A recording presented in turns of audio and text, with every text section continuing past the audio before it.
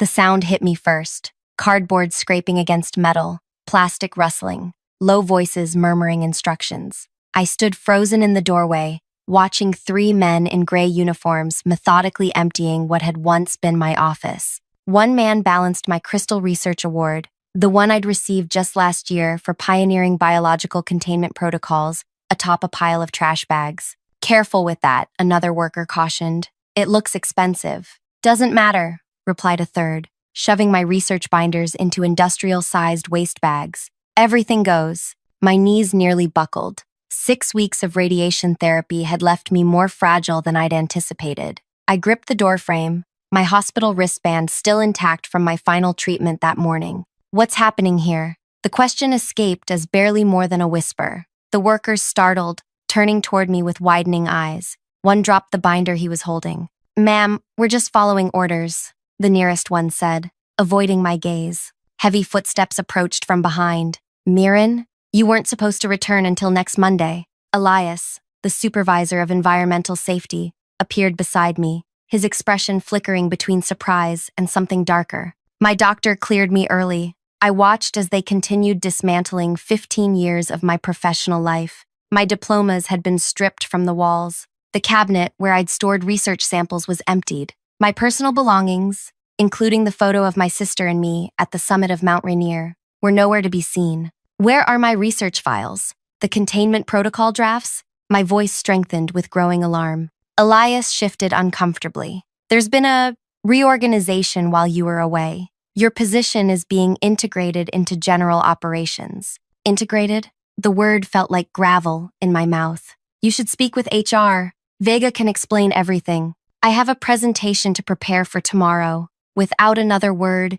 he strode away, leaving me amid the dismantling of my career. 20 minutes later, I sat across from Vega, the head of human resources. She tapped at her tablet, not bothering to look up when I entered. "We needed the space," she said flatly, finally meeting my eyes. "The Biological Safety Committee is being restructured. Your position no longer exists as an independent entity." "I built that department from nothing," I said, leaning forward. "I wrote the protocols that earned us Level 4 certification after the disaster at the sister facility." She slid a folder toward me. "Your contributions have been acknowledged in your severance package." "Severance?" The room seemed to tilt. "I'm being terminated?" "Technically, your role has been absorbed. We're offering 6 months' salary, which is quite generous considering the circumstances." "What circumstances?" Vega's expression remained neutral. "The committee determined that maintaining a separate biological containment division wasn't cost-effective. The new integrated approach will streamline operations." I left her office in a daze, clutching the severance papers. Walking back through the research wing, I passed the main conference room, where Elias stood before a projection screen, surrounded by nodding department heads. "Presenting my new containment protocols to the federal inspection team tomorrow." His voice drifted through the partially open door. "These innovative approaches will revolutionize how we handle potential outbreaks nationwide." I stopped breathing. Those were my protocols, my research, my life's work. For a decade, I developed those systems after the cross-contamination incident that killed 2 lab technicians at our sister facility.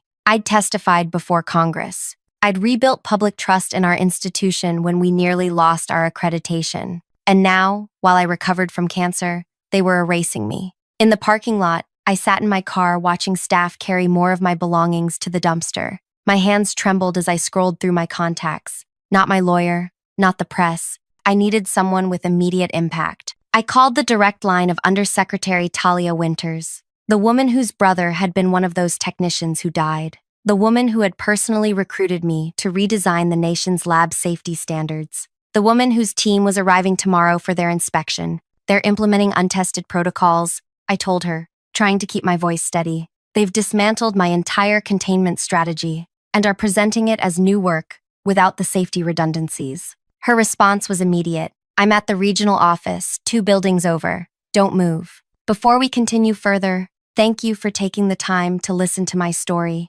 If you're enjoying it so far, please hit that like button and subscribe to hear more stories like this one. Your support means everything to me, and I read every single comment. Now, let's get back to what happened next. My name is Miran Ashcroft, Before I became the pariah of the nation's most prestigious biological research institute, I was their star scientist. The woman who rebuilt safety protocols after the Meridian Lab disaster claimed 3 lives, including Undersecretary Winter's brother. I grew up in a small coastal town where my parents ran the local pharmacy. As a child, I was fascinated by how medicines could transform illness into health, but also terrified by the potential consequences when things went wrong. After losing a childhood friend to a medication error, I dedicated my life to creating safety systems that would prevent such tragedies. By 30, I had 3 advanced degrees and had written the definitive paper on biological containment failures. That paper caught the attention of the National Research Institute after their catastrophic lab breach. They hired me to rebuild their safety protocols from the ground up. For 12 years, I poured everything into my work. My marriage dissolved. You're married to your lab, Mirren, not to me. Holidays were spent perfecting containment strategies. Birthdays passed in clean rooms, testing barrier integrity. I missed my sister's wedding to testify before a congressional committee about laboratory safety standards. The sacrifice seemed worth it. The protocols I developed became the gold standard nationwide. Other research facilities adopted my methods. International organizations requested consultations. Last year, I received the Crystal Award for Excellence in Research Safety, the highest honor in my field. Then came the diagnosis: Stage 3 breast cancer, aggressive treatment plan, 6 weeks of radiation after surgery. Take all the time you need, Elias had assured me, squeezing my shoulder. Your job will be waiting. I believed him. I trusted him. Elias had been hired 6 months earlier to oversee environmental safety, a division separate from mine but with occasional overlap. He often asked questions about my work, expressing admiration for my thoroughness. Now I understood why. During my 6-week absence, Elias had systematically dismantled my department, absorbed my staff into his division, and, most egregiously, claimed my protocols as his own creation. He'd stripped away crucial safety redundancies to save money while maintaining the appearance of innovation. And tomorrow, he would present his protocols to the federal inspection team, securing his advancement while potentially compromising laboratory safety nationwide. Within 40 minutes of my call, 3 government SUVs pulled into the Institute's parking lot. Undersecretary Winters emerged from the first vehicle, her tall figure commanding immediate attention from security personnel who rushed to intercept her. I watched from my car as she flashed her federal credentials. 2 more officials joined her, along with what appeared to be a team of auditors carrying tablets and briefcases. My phone buzzed with a text from Talia: "Come to the main conference room." By the time I arrived, the executive floor was in chaos. The institute director had been summoned. Department heads huddled in corners, whispering urgently. Elias stood by the presentation screen, his face ashen. "Dr. Ashcroft," Talia greeted me formally, though we'd known each other for years. "Please confirm if these are your original containment protocols." She gestured to a set of binders, my binders, that someone had apparently rescued from the trash. I nodded, throat tight. "And these?" She pointed to Elias's presentation on the screen. I examined the displayed diagrams. Those appeared to be modified versions of my work, with several critical safety measures removed. Elias stepped forward. "I made improvements to outdated." "Improvements?" Talia cut him off. "You removed triple barrier containment requirements for level 3 pathogens. You eliminated mandatory waiting periods between sterilization cycles. You reduced air exchange requirements by 40%. The institute director paled. "I wasn't aware of these specific changes." "Of course you were," I said quietly. "I sent comprehensive warnings about these exact modifications last year when they were proposed as cost-cutting measures. I have the emails." All eyes turned to me. "You were very ill," the director stammered. "We thought perhaps you were confused." "Convenient," Talia remarked coldly. "Dr. Ashcroft develops cancer, so you decide her scientific judgment is compromised. Then you steal her work, gut the safety measures to save money, and present it as innovation." The weight of what they'd done, what they'd nearly gotten away with, settled over the room. By noon, the entire executive floor was in lockdown, Talia continued, addressing the group. "As of this moment, I'm initiating a facility-wide inspection. All certifications are under review. Research grants are temporarily frozen pending the outcome." Elias tried to interject, but she silenced him with a raised hand. "And most concerning," she added, We've discovered that critical safety protocols have been altered without proper testing or approval. This represents a potential public health emergency that requires immediate intervention. The color drained from every face in the room. A potential public health emergency meant federal oversight, media attention, and possible criminal charges if negligence was proven. I stood silently as the reality of what I'd set in motion washed over me. This wasn't just about my job anymore. It was about preventing another disaster, one that could have been far worse than the incident that claimed Talia's brother. As federal auditors spread throughout the building, confiscating records and interviewing staff, I felt a hand on my shoulder. "We need to talk," Talia said quietly, guiding me toward an empty office. What she told me next would change everything,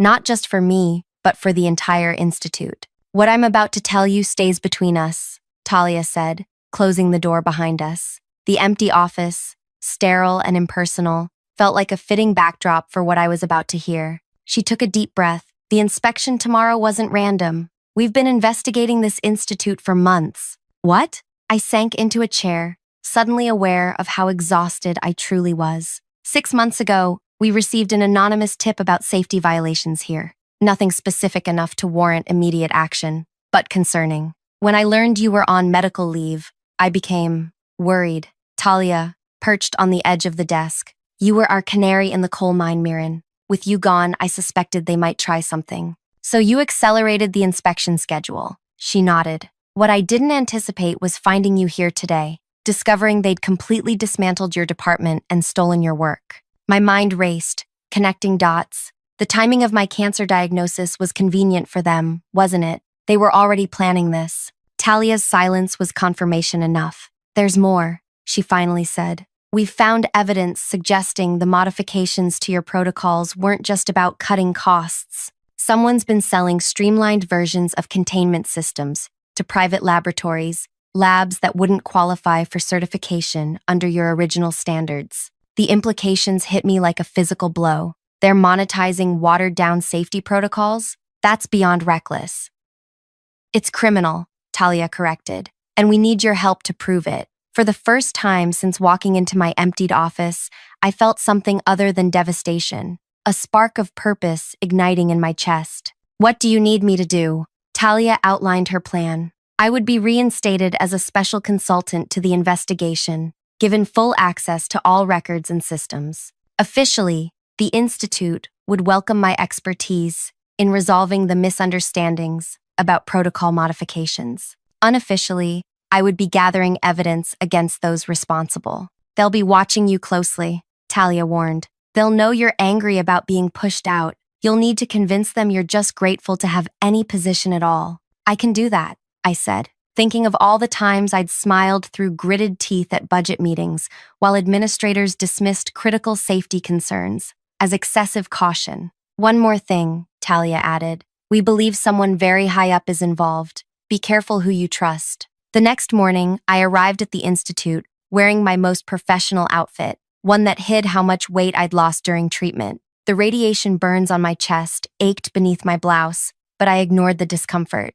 I had a role to play. The Institute director, Ambrose, greeted me with forced warmth in the lobby. "Mirren, we're so pleased you're feeling well enough to assist during this misunderstanding." "Happy to help," I replied, matching his false enthusiasm. "I'm sure we can sort everything out quickly." "Absolutely," he agreed, guiding me toward the elevator. "Just a communication breakdown during your absence. Nothing malicious." Behind him, I caught sight of Vega from HR watching us, her expression unreadable. Upstairs, the executive floor buzzed with nervous energy. Federal auditors occupied the main conference room, calling in department heads one by one. Staff whispered in corners, speculation running wild. Elias was nowhere to be seen. "Where's my temporary workspace?" I asked Ambrose. His smile tightened. "We thought you might be most comfortable in your old office." "My emptied office?" I kept my tone light, curious. "Everything's been returned," he assured me quickly.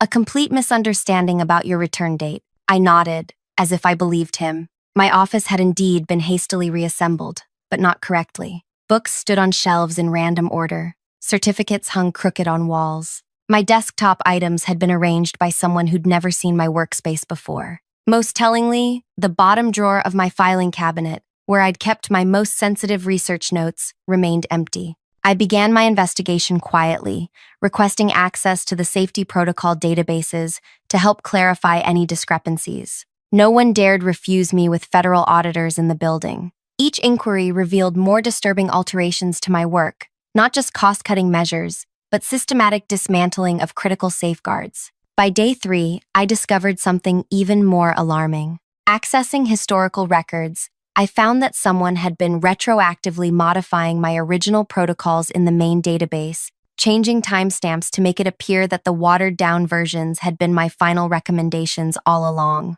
I took this evidence to Talia immediately. "They're trying to frame you," she concluded, examining my findings. "If these altered records stand, it would appear that you designed these inadequate protocols, making you liable for any resulting accidents, while they profit from selling the streamlined versions to private labs," I added, the full picture becoming clearer. "And I would have taken the fall if something went wrong. We need to identify who authorized these changes. The system logs should show who accessed these files. But when we checked, the access logs had been purged. Someone with administrator privileges had covered their tracks." That evening, as I prepared to leave, I found a note slipped under my office door. "Parking garage, level 3, 7 p.m. I hesitated, remembering Talia's warning about trust, but this might be my only chance to learn who was behind everything. The parking garage was dimly lit and eerily quiet when I arrived. I clutched my phone, Talia's number ready to dial. Footsteps echoed behind a concrete pillar, and I tensed. "Dr. Ashcroft." I turned to find Zane, one of the IT administrators, emerging from the shadows. His normally confident demeanor had been replaced by nervous vigilance. "I'm risking everything by talking to you," he said, voice low. "They'll know it was me if they check the security cameras." "Who's they?" "The executive committee. Not all of them. A core group led by Ambrose."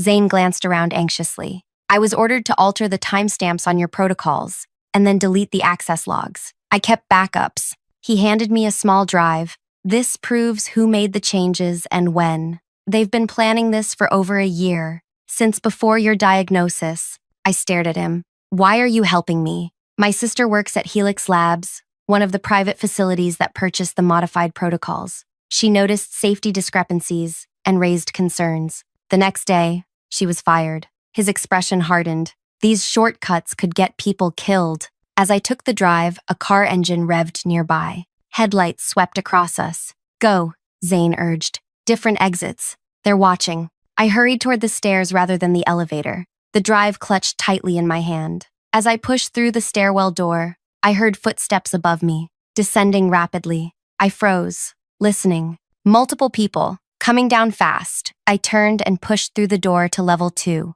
moving quickly between parked cars. The elevator dinged across the garage. More people arriving. They knew about the drive. I slipped between 2 large vehicles, crouching low, and called Talia. "Someone's after me in the parking garage," I whispered, when she answered. "I have evidence, but I'm trapped." "Security team is 3 minutes out," she replied.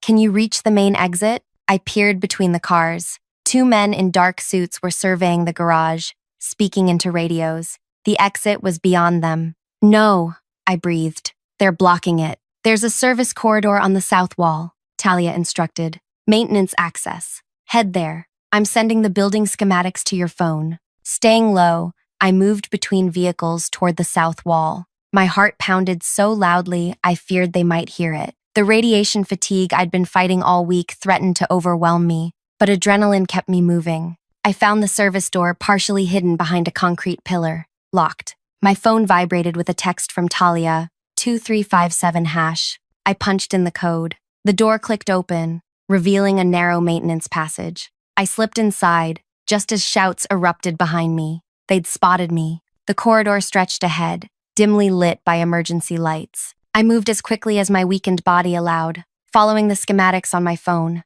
The passage would lead to the loading dock, where Talia's team would meet me. Behind me, the service door burst open. Footsteps thundered down the corridor. "Stop! Security!" I pushed harder, lungs burning. The drive clutched in my palm. The loading dock door appeared ahead, freedom just beyond. As I reached for the handle, a hand gripped my shoulder, spinning me around. "That's far enough, Dr. Ashcroft." Ambrose stood before me, flanked by two security guards and Vega from HR. His face, normally composed, twisted with barely controlled rage. "You've become quite troublesome for someone who should be focused on recovery," he said, extending his hand. "The drive, please." I backed against the door, the metal cold against my spine. "You altered my safety protocols. You endangered lives to save money." "I optimized outdated procedures," he countered smoothly. "Your methods were excessive, wasteful. The modified protocols meet minimum regulatory requirements. Minimum requirements aren't enough when lives are at stake." My voice echoed in the narrow space. "You were willing to risk another disaster, just like the one that killed those technicians." Something flickered in his eyes. "Accidents happen in research. Progress requires risk. Not that kind of risk. Never that kind." I gripped the drive tighter. "Why? Just to increase the profit margin?" Ambrose stepped closer. "The Institute was losing funding to private competitors with less restrictive safety overheads. We adapted. By stealing my work and corrupting it," I said, the full betrayal washing over me. "And when I got sick, you saw your opportunity." "The drive," he repeated, voice hardening. Now, behind him, the security guards shifted uncomfortably. Even Vega looked uncertain. "What happens when there's an outbreak because of your optimized protocols?" I asked, addressing everyone in the corridor. "When containment fails because you removed the triple barrier system? When people die because sterilization cycles were rushed?" One of the guards exchanged glances with his colleague. "That's enough," Ambrose snapped. He nodded to the guards. "Take it from her." As they moved toward me, the door behind me burst open. Federal agents flooded into the corridor, weapons drawn. Federal agents,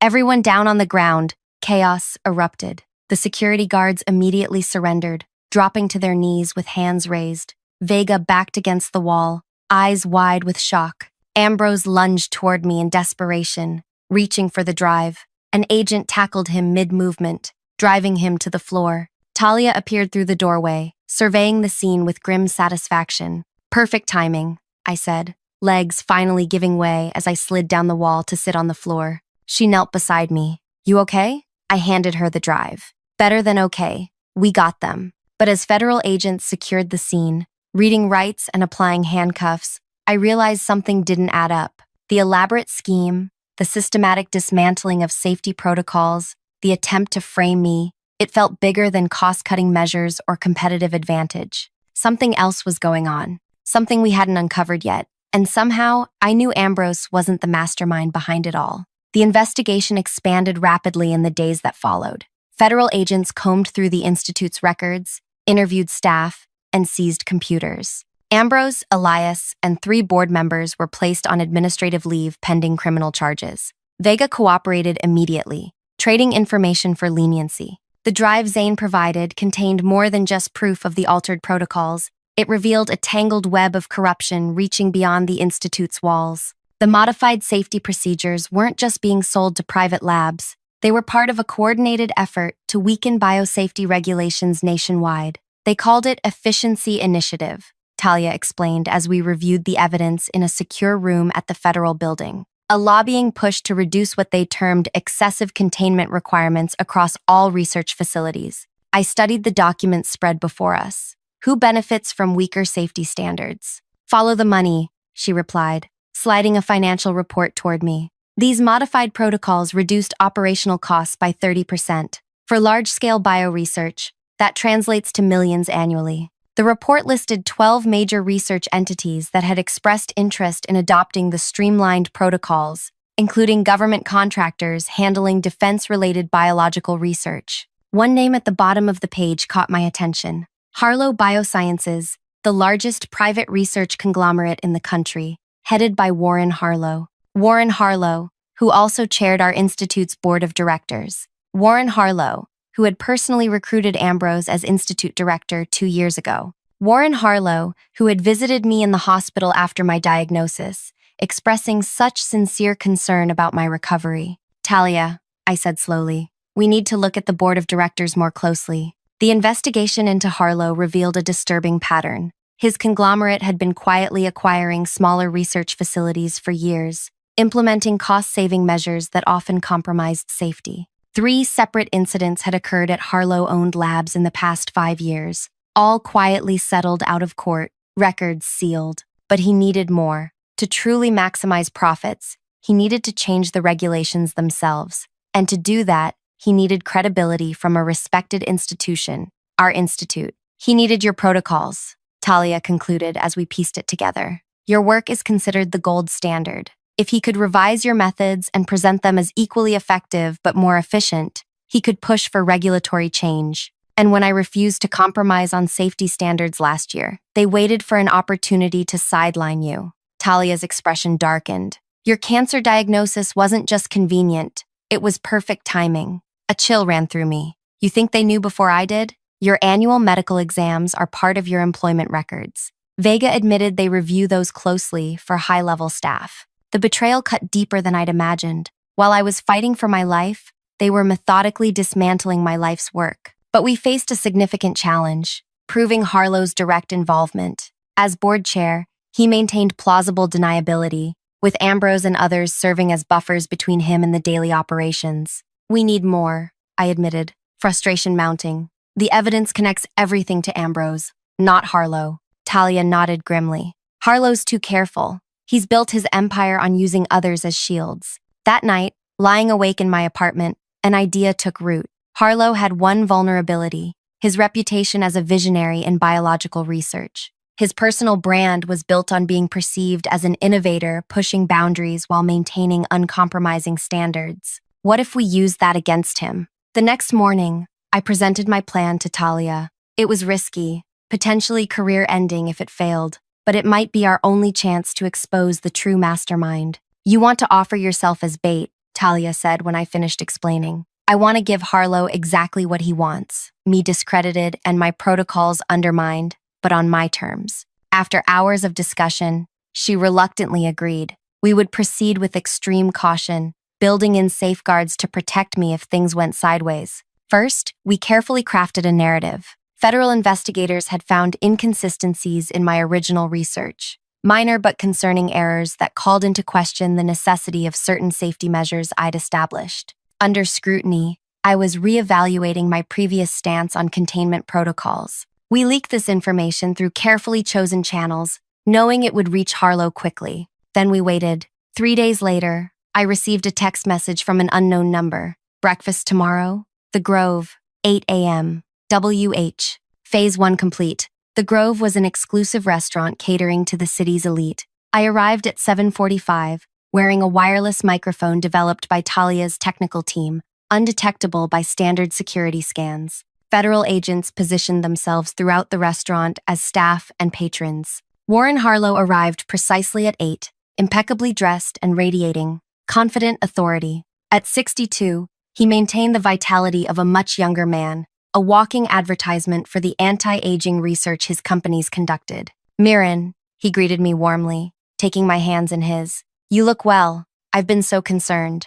Thank you for checking on me in the hospital, I replied, the words bitter on my tongue. That meant a lot. Of course. We're family at the Institute. He gestured for me to sit. I was disturbed to hear about the recent unpleasantness. Ambrose's behavior was inexcusable. I played my part, appearing vulnerable and uncertain. Everything's happened so quickly. The federal investigation, the questions about my protocols. Harlow leaned forward, voice lowering conspiratorially. Between us, I've had concerns about the sustainability of your containment standards for some time. Really? I kept my expression neutral. Brilliant work, obviously, he assured me. Revolutionary, but perhaps overly cautious in today's research environment. The standards were developed in response to the Meridian disaster, I reminded him. 3 people died. A tragedy, he agreed solemnly, but one that occurred under outdated systems. Your improvements prevent similar failures.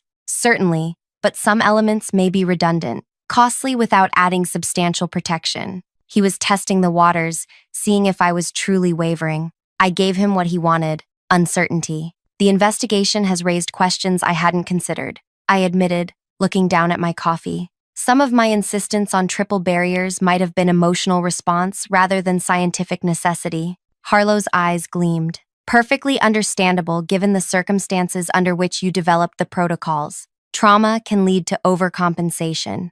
Over the next hour, he skillfully maneuvered the conversation, positioning himself as my ally against overzealous federal investigators. He suggested forming a joint committee to refine containment standards, with me as the public face, lending my credibility to the revised protocols. Think of the advancement we could unlock, he urged, painting a vision of scientific progress unburdened by excessive safety measures. Your name would be associated with both the original standards and their evolution, a complete legacy.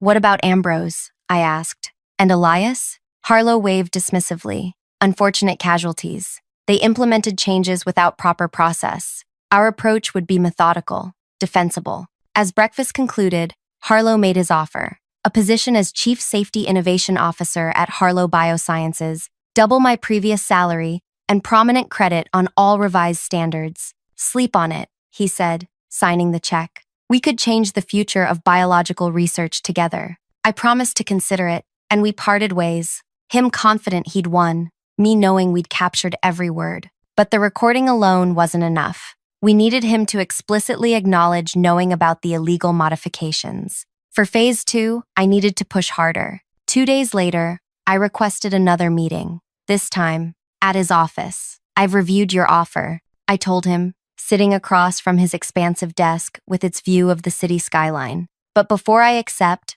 I need to understand exactly what happened with my protocols while I was gone. Harlow studied me carefully. How much do you know? I know Ambrose authorized changes that removed critical safety elements. I know Elias implemented them. What I don't know is who originated the concept. His expression remained neutral, but something flickered in his eyes. Does it matter? We're discussing moving forward, not looking backward. It matters to me, I insisted. I need to know if this was Ambrose acting alone or part of a broader strategy. Harlow considered me for a long moment, then came to a decision. The efficiency initiative was my brainchild, he admitted, rising to pour himself a drink. 3 years in development. We identified key containment protocols that could be modified without catastrophic risk. Without catastrophic risk, I repeated, meaning some increased risk was acceptable. Calculated risk, he corrected smoothly. All research involves balancing safety against progress. Your standards, while admirable, tilted too far toward caution. So, you instructed Ambrose to implement these changes while I was undergoing cancer treatment? I kept my voice steady despite the rage burning inside me. Harlow sipped his drink. The timing was opportune. Yes, you were. Inflexible on certain points. We needed to demonstrate the viability of modified protocols without constant resistance. They stole my research. They scrubbed my name from my life's work. An unfortunate overstep, he conceded. Ambrose misunderstood my intentions. I wanted your work modified, not erased. Your name lends credibility we need. And there it was, the admission we needed, captured by the recording device hidden in my watch. He had knowingly authorized the illegal modification of established safety protocols, putting countless lives at risk for profit. But I wasn't finished. One last question, I said, reaching into my bag. Did you know about my cancer before I did? Harlow froze momentarily, then recovered. What do you mean? I removed a folder and placed it on his desk. My medical records from 6 months ago. My blood work showed early indicators that were flagged for follow-up. That follow-up was delayed by 2 months, long enough for the cancer to advance to stage 3. I've always wondered why. His face remained impassive, but a muscle twitched in his jaw. According to Vega from HR, you personally review medical reports for key personnel. You would have seen these results before I did. That's absurd, he dismissed. Why would I delay your diagnosis? Because you needed time, I said quietly. Time to position Elias, to prepare Ambrose, to set everything in motion before I became too ill to fight back. You can't prove that. I smiled then, the first genuine smile I'd managed in his presence. Actually, I can. Vega kept her own records, including your directives regarding my medical information. I stood, gathering my things. Federal agents are currently searching your home and office with warrants based on the evidence we've already collected. I imagine they'll find more. The color drained from his face as realization dawned. This entire conversation, said, has been recorded? Yes. I moved toward the door, just like our breakfast meeting. As if on cue, the door opened. Talia entered, followed by federal agents. Warren Harlow, she began formally. You're under arrest for conspiracy to commit fraud, reckless endangerment, and corporate espionage. I watched as they led him away, his empire crumbling around him. The man who had seen my illness as an opportunity, who had tried to erase me and corrupt my life's work, reduced to just another white-collar criminal being processed through the system. 1 month later, I stood before a congressional committee, testifying about the systematic attempt to undermine biological safety standards. My protocols were reinstated nationwide, with additional provisions to prevent similar exploitation in the future. The legislation strengthening research safety regulations was named the Meridian Act, honoring the technicians who died in the original disaster, including Talia's brother. As for me, I accepted a position as Federal Director of Biological Safety Standards, with authority to inspect any research facility in the country without notice. When Harlow's trial concluded with a 30-year sentence, reporters asked if I felt vindicated. This was never about revenge, I told them truthfully. It was about protecting people from those who value profit over human life. But watching him being led away in handcuffs, knowing he would spend the remainder of his life in prison while my protocols saved countless others, that felt like justice. Thank you so much for staying with me through this story. If you found it compelling, please hit that like button and consider subscribing for more stories of justice served. Share your thoughts in the comments. Have you ever stood up against a powerful figure who tried to erase your contributions? Your support helps more stories like this reach others who need to hear them. Until next time, remember, sometimes the most powerful weapon against corruption is simply refusing to be erased.